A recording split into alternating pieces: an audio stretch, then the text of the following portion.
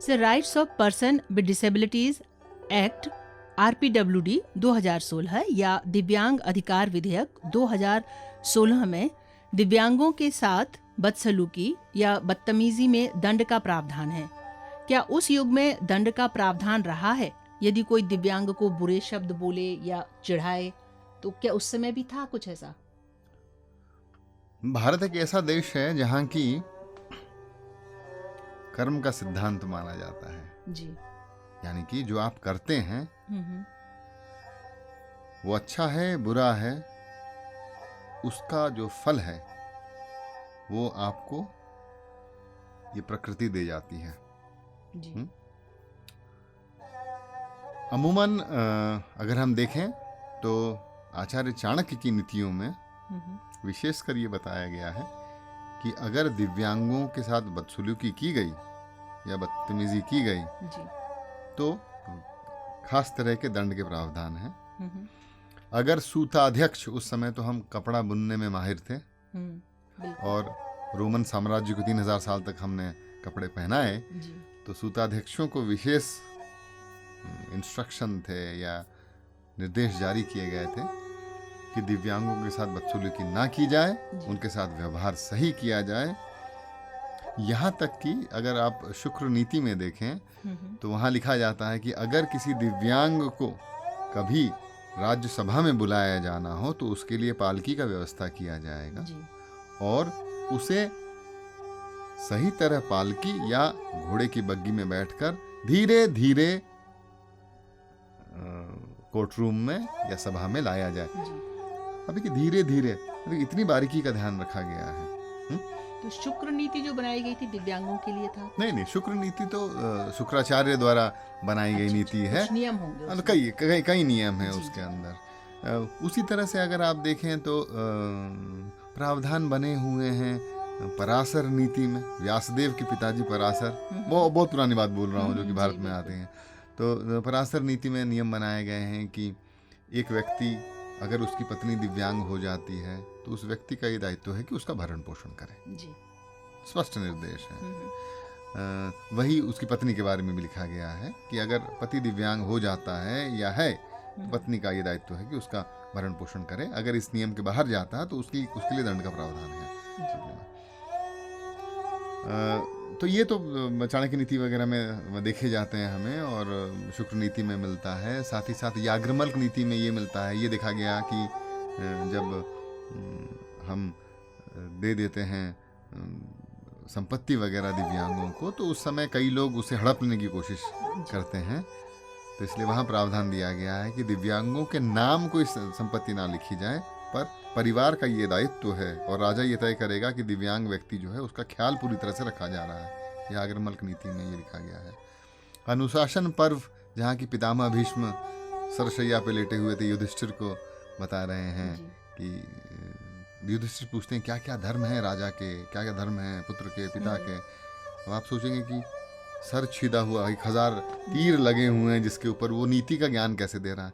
जाहिर सी बात है अंगों से अपने आप को अलग देखता होगा, कोई दिव्यता देखता होगा, तभी तो सर में दर्द हो जाए ये इंटरव्यू ना दिया जाएगा। जी बिल्कुल। वो अनुशासन पर बोल गया है पूरा का पूरा, तो जाहिर सी बात है अंगों के ऊपर, अंगों के बाहर खुद को जानते होंगे, दिव्यता देखते होंगे, इस तरह कुछ ना कुछ करते होंगे ज़रूर। तो अनुशासन पर्व में तो ये स्पष्ट निर्देशित किया गया है कि अगर किसी दिव्यांग का कोई संपत्ति हड़पता है तो वो ब्रह्म हत्या के बराबर का। इस तरह से अगर आप कर्म के सिद्धांत के ऊपर देखें तो आपने सुना होगा कि विष्णु सोए हुए होते हैं एक अनंत शेषनाग के ऊपर, क्षीर सागर में आराम करते रहते हैं, और उनके द्वारपाल हैं जय और विजय। तो ऐसे 4 ऋषि माने जाते हैं जिनको कि हम सनकादिक बोलते हैं। वामन, ड्वार्फिज्म अपने में एक दिव्यांगता की कैटेगरी है ना, पौनापन अपने में एक दिव्यांगता कैटेगरी है। तो वो 4 आते हैं और उनके जो 2 प्रहरी हैं जय और विजय, उनको बोलते हैं कि विष्णु से मिलना है, पूछाओ कब आए, अपॉइंटमेंट ले आओ। तो जय विजय भी सोचते होंगे कि खाली बैठे हुए हैं, कुछ तफरी कर लें, तो मजाक करना शुरू करते हैं उनके साथ। अच्छा क्या काम के लिए आए हो, ये बात वो बात, और कुछ ऐसे शब्दों का प्रयोग कर जाते हैं जो कि आपत्तिजनक है। तो ऋषि नाराज होते हैं और वो श्राप देते हैं जय और विजय को कि जाओ, हम श्राप ये देते हैं तुमको कि तुम पतित हो जाओ और 3 जन्मों तक पृथ्वी में या मृतलोक में जन्म लो। ये सुनकर विष्णु दौड़े आते हैं और सनकादिक ऋषि बोलते हैं, आपने इन द्वारपालों को रख रखा है तो इनके रहने में आपका भी हाथ है, और हम आपको ये श्राप देते हैं कि आपको जाना पड़ेगा जन्म लेने के लिए ताकि इनका उद्धार हो सके। तो इसलिए तीनों युग में 2-2 भाई जन्म लेते हैं। पहले युग में हिरण्यकश्यप और हिरण्याक्ष, नरसिंह अवतार ने उद्धार किया, और इधर वराह ने उद्धार किया। शिशुपाल और दंतवक्र, कृष्ण ने उद्धार किया दोनों का। रावण और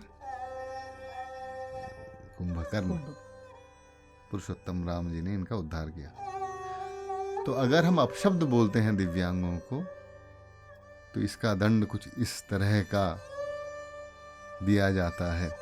ये प्रावधान है जी। और कुछ नेचर के द्वारा, प्रकृति के द्वारा ही उसे ही कर्म बोलते जैसे हैं। कि द्रौपदी ने किसका, धृतराष्ट्र का मजाक उड़ाया था या नहीं, उसका।